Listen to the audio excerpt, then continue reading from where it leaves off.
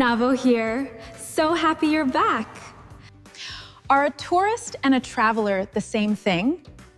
And where on earth does an excursionist fit in? In tourism management, mixing these terms up is a major academic mistake. Let's clear up the confusion in exactly 2 minutes using official UN tourism definitions. Think of it like a funnel.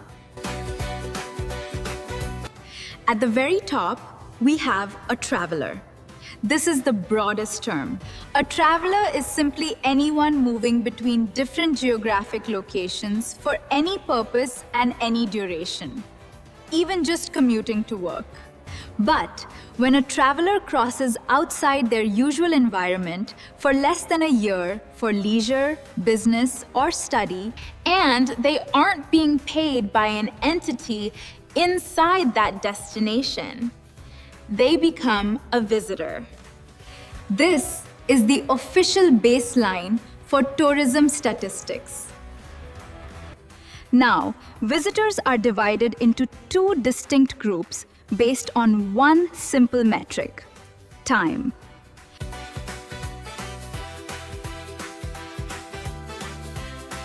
If your trip includes an overnight stay, you are officially a tourist, academically known as an overnight visitor.